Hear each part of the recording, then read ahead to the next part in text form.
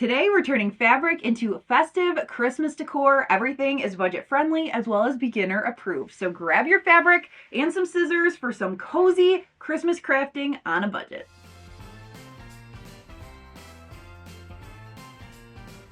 A huge thank you to HelloFresh for sponsoring today's video and supporting Whiskey and Whit. Hey craft buddies, welcome back to Whiskey and Whit. If you're new, hello and welcome. My name is Whitney and I am on a mission to help you get a high-end holiday home on a real life budget this year. So if that sounds good to you, be sure to hit subscribe before you leave so you won't miss any future DIYs. I absolutely love that one of the big trends for DIY this holiday season is a cozy handmade Christmas, and this first project is right up that alley. Now, because I just started sewing, I recently acquired a ton of Christmas fabric to make projects, and so I'm going to be using these 10, but you don't need 10. You could literally use the same color. What we're going to make is some of these beautiful paper chains, but out of fabric. So the first thing you're going to want to do is cut your fabric strips. You can decide if you're going to do an advent calendar, countdown to Christmas like I'm doing for my boys, or you can just make one big long chain. Irregardless, if you're doing the advent calendar, you need 25 strips. If you're doing the long chain, you probably want to do like 30 to 40. So choose your own adventure. I'm taking my 3-inch wide ruler and easily cutting the strips with my rotary cutter, but you could create a template and just cut real quick. You don't need to have all of this to cut it.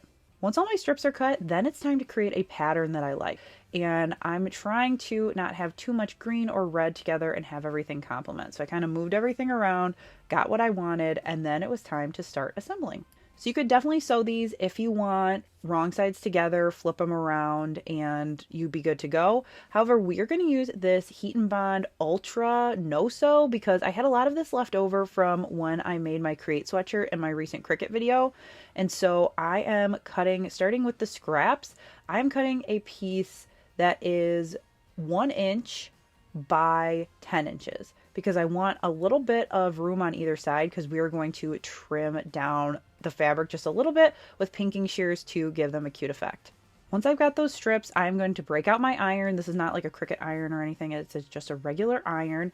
I am going to press this down to make sure any wrinkles are out. I'm going to fold it in half and press it. And then I am going to add my Heat and Bond strip in the center of one of the sides. Now, what you're going to want to do is make sure that the paper is facing up because you will peel that off in a minute. So you're going to lay it down, heat it up. You need probably like 5 to 6 seconds on each piece. Let it cool, and then we are going to peel off essentially like a sticker backing, fold it together, and then heat it again. So then you are basically creating what kind of looks like a fabric bookmark, but it is going to give you a little bit of stabilization, but it is also going to bond those two pieces of fabric together so you have a double-sided little piece for your chain. Once the chain is pressed, I went through with my pinking shears and cut just really ever so slightly into the edge so that it has a really fun edge. I saw recently that they sell scallop pinking shears, so I am on the hunt for those. Then to make this whole thing something that my boys can unhook for the countdown and then we can easily store with them all flat for next year, I'm going to use these snaps in this kit that I got from Amazon. It comes with all these different color snaps and this little tool to attach everything. You're just going to poke a hole, add the two pieces to either side, and create a snap. Now, depending on the brand that you get, it will give you different instructions, but this is pretty simple. You just put one flat, one snap, push it, and the little handheld thing is not too hard to work, so if you have a weaker wrist strength, you can still do it.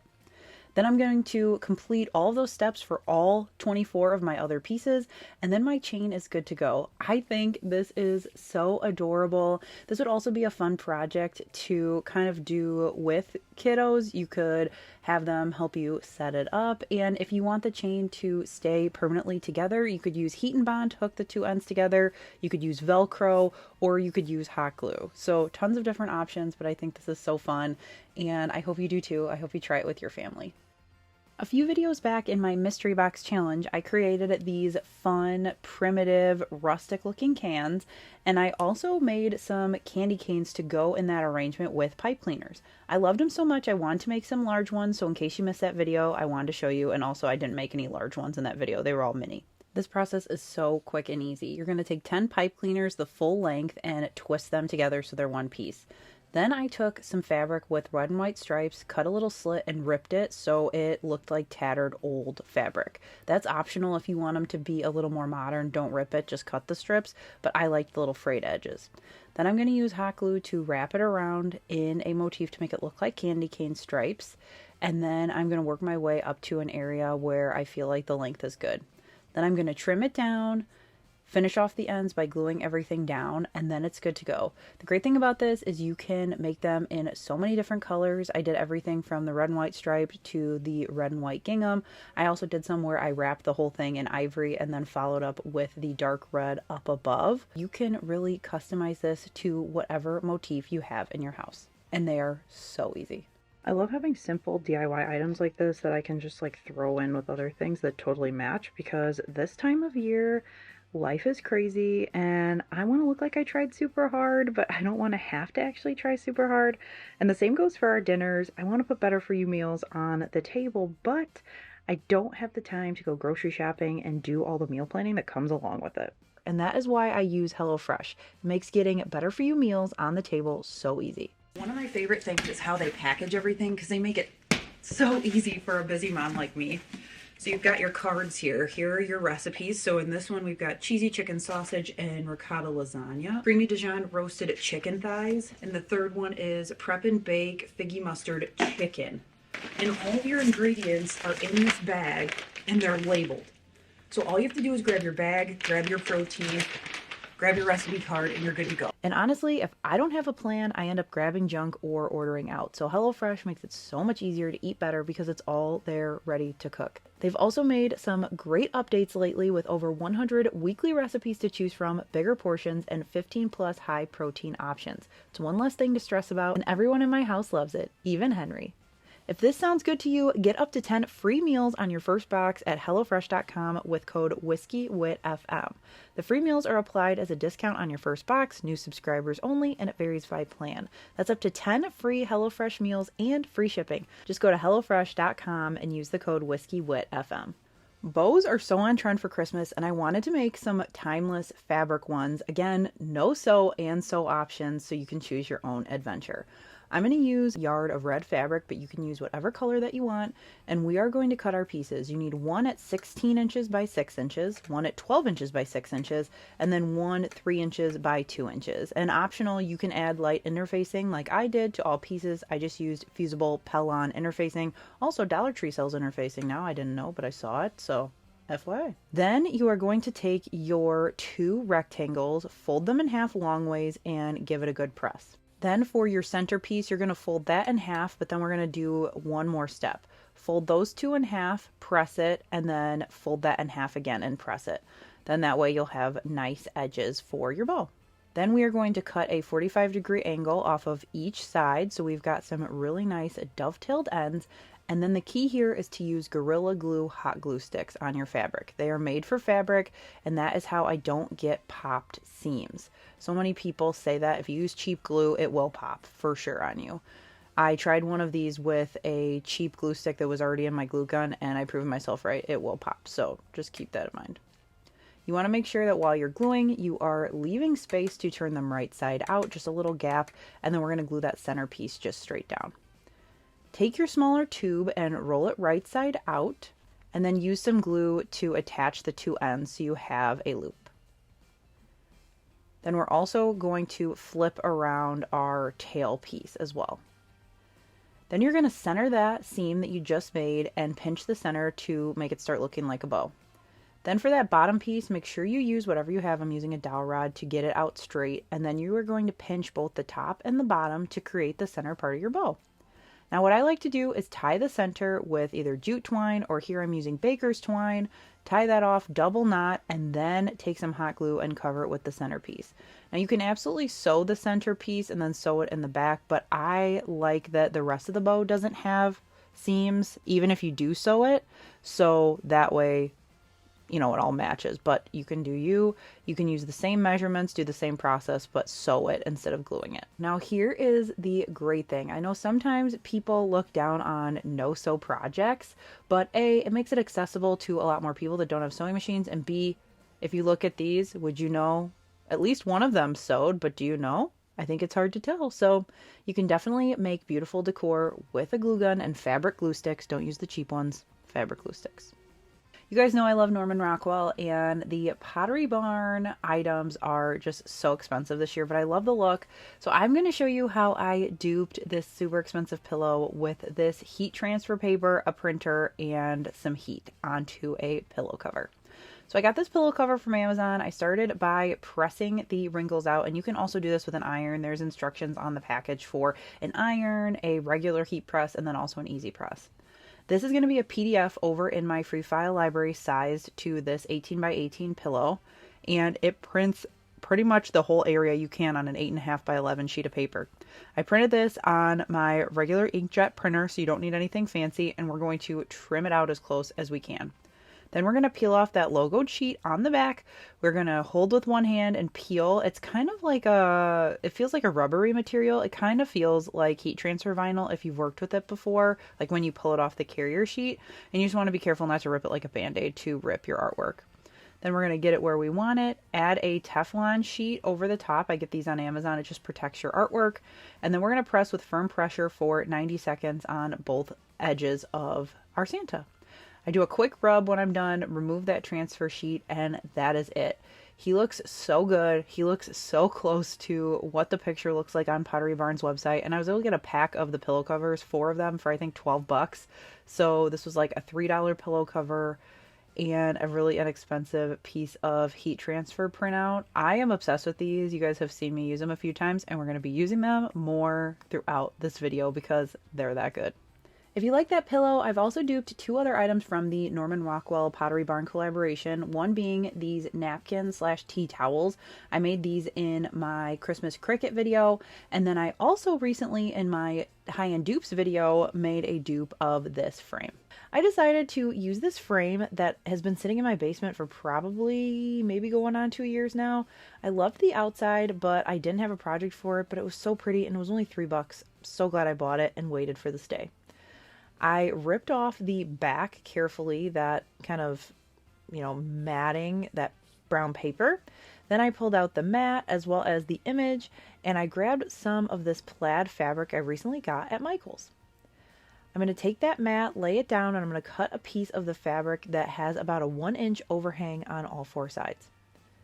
Then I'm just going to take some regular old Scotch tape. You can also use hot glue, but the reason I'm using Scotch tape is if I want to switch this out for spring, winter, whatever, I can switch out the fabric easily. You're going to be ripping your mat if it's hot glue. So if you want this to be permanent, do that. If not, you can do the tape like I'm doing.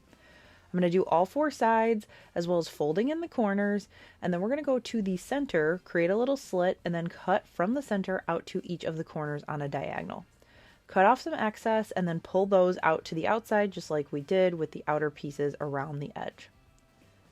Once that's all hooked down, you have got a beautiful fabric covered mat. This is right up the alley of the Ralph Lauren Christmas that is super trending right now. It's like the ginghams and the little teddy bears and all that fun stuff. So that is why I decided to give this a little bit of color, because as you saw, the Pottery Barn one didn't have it, but I really love the look of this. You can also take inspiration from this project and recreate it in a bunch of different ways for Christmas. You could do a family photo in the frame. You could do printable art in the frame. You could also print something from a vacation or a special milestone and then have a pretty mat with that. So this mat fabric technique can be used in so many different ways for the holidays.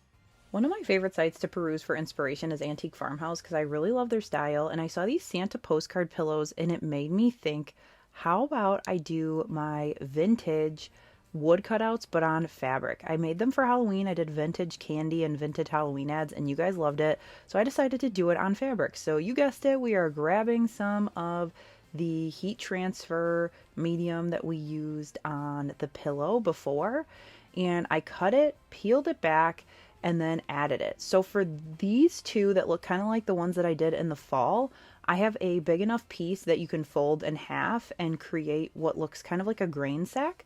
So I am going to press it on one side, just like we did before, 330 for 90 seconds, and then we are going to sew it. So here you can do the exact same thing, but with glue. I just decided to sew it because I wanted to show a variety in this video. You're going to sew down the one side with wrong sides facing to create a tube, slice off any excess seam allowance, and then flip that tube inside out. You're going to glue or sew down the bottom. Give yourself enough room between that bottom black line and your fabric, but hot glue works just fine. And if you check out my fall fabric video, which I will link, I did that all no sew, and I also printed directly on the fabric. So if you're interested in that, I will link that, and you can see another way to do this similar project. Once that bottom is sewn, we are going to stuff it, and then we are going to sew the top shut. Now you can be done here, but I decided to trim off the top, rub my hand on, and pull off some of those extra little frayed bits. So then that way it looks a little more old and vintagey. And then I used some distress ink to give it that final look. I really like how these came out, and they're actually brighter on the fabric than the ones I did in the fall. They look very similar, but this black is better on there instead of printing directly on there. So I wouldn't say one is better or worse, but a lot of you guys were saying that when you were printing, it was smudging. I didn't have that problem, but I wanted to give you additional files and additional ways to make it in case it was giving you a hard time. Now here are a couple other options, and I love the vintage ads. I did Kodak, FAO Schwarz, and Shiny Bright Ornaments. I found these on Google Images. I will have the collection of them over on my blog if you want to easily grab them in my free file library, where to access them. And I'm going to press these on some scrap fabric. As you can tell, they're not cut pretty. And then I'm going to grab some additional scrap for the back. I did everything from red and white candy cane stripes to gingham to just plain red, and I gave myself a little bit of extra room so when I was sewing and gluing I had the space. So for this first one, for Let Heaven and Nature Sing, I'm going to show you how to do it with glue. First, you're going to trim everything down so your back piece and your front piece are the size you want them. Then I am going around the actual artwork and gluing because there's a little bit of the fabric hanging out. I'm leaving a gap so then that way I can stuff it, and I'm putting these wrong sides together so we don't have to flip this inside out. Then I'm going to stuff it, glue it shut, and then my last two steps were to cut the edges with some pinking shears to give it a little more character. And then I also added a little bit of that distressing wax to make it look a little bit more vintage, rustic, primitive, whatever adjective you want to go with. It looks so good with my candy canes from earlier in the video, and I love building upon what I've already made. So some of these you'll recognize from Dupe's videos and mystery boxes in the past, and I'm building a really nice little primitive setup. Now if you want to sew these, super easy as well. What I did is I put my graphic and my backing wrong sides together, and I sewed around the outside just like you would a pillow. So I am leaving about a 2-inch gap at the bottom. I am sewing, taking off all of the excess fabric from the scrap, so trimming that down, flipping it inside out. Then we are going to stuff it, and then for the bottom, I just sealed them with hot glue, just so then that way I didn't have stitching over the graphic. I also had some fun with the FAO Schwarz one, and I did a fancy stitch on there, but you definitely don't have to do that. For this next one, I got some really inexpensive fabric at Hobby Lobby. This yard cut was only $4, and I also grabbed some homespun fabric. I printed my graphic that will be over in my free file library for this letter to Santa, 7 inches wide by 5 inches tall. I printed it on that heat transfer substrate that we've been using all video long. Then I just created a simple pattern, so I needed a shape that had the size of 2 of the rectangles at the bottom and a point at the top. Now this looks like a kindergartner cut it. Do not worry, we are going to clean it up. But as you can see here, I needed the flap to fold over, fit my little envelope addressing, and then have the flap. I wasn't working off a template, obviously, as you can tell by my shoddy cut job, but I ended up folding it in half and really just freshening it up. Once the top was cleaned up, then I grabbed some of this homespun fabric that I got from Hobby Lobby, and I cut pretty much the exact same shape as my initial fabric template. So now I've got a piece of the check and a piece of the kind of canvasy brown color. Now here's where you can choose your own adventure. I chose to sew mine just because my boys are going to be playing with this. I wanted this to be somewhere where they could put their letters to Santa, but you could definitely glue this together yourself. And if you glue it, you don't need a liner. But what I did is I sewed the 2 of them with a 1/4 inch seam allowance left a little gap, flipped it, and then did about a 1/4 inch top stitch around the outside. Then I am going to line it up and do 2 stitches down each side so that the flap is created. Again, you could glue this. You could also hand sew it with anything from yarn to embroidery floss. Really just use what you have to get that envelope shape. I also made some envelopes out of felt by hand without a sewing machine for Valentine's Day a few years ago, so I will link that down below if you want to check out that video. If you're not able to visualize it, then you can check that out for a step-by-step tutorial. Once I have everything set up, I am adding my decal. Now, if you decide to hook this together with hot glue, add your decal first because you're not going to want to press and reheat the hot glue. My thread is fine, but just keep that in mind.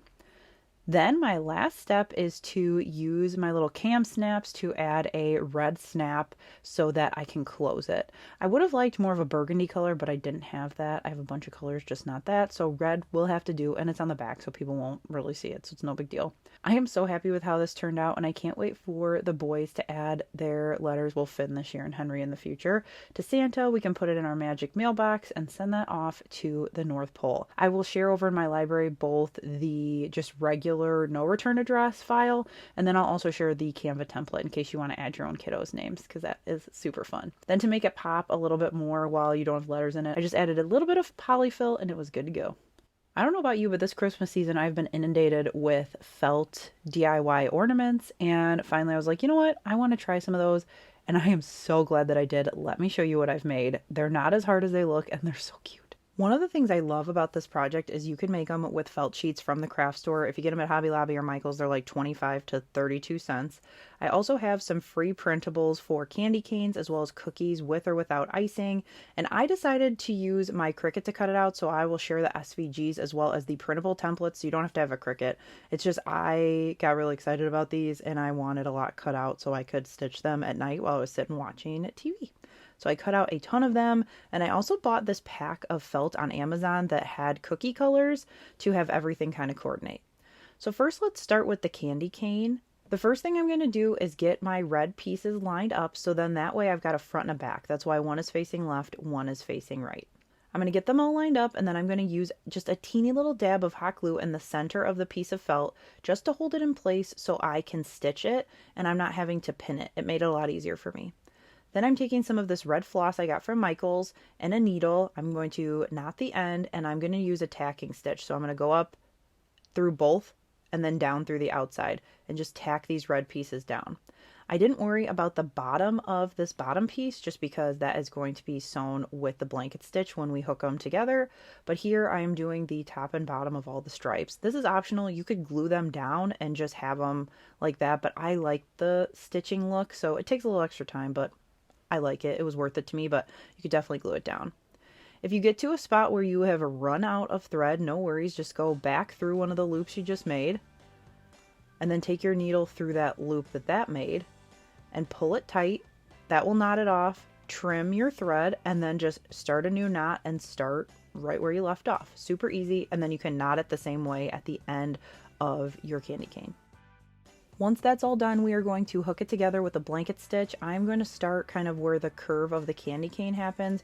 We're going to go up through the top piece so the knot catches, and then we're going to go back around to the bottom and go through both pieces. Then when you pull it through for that loop, you are going to take your needle and catch that loop and pull it. What that's going to do is create a stitch, but then also a line connecting the two, and that's going to keep all your stuffing inside when you're stitching. We're going to continue doing that all the way around until you get to a good spot where you feel like you can start stuffing.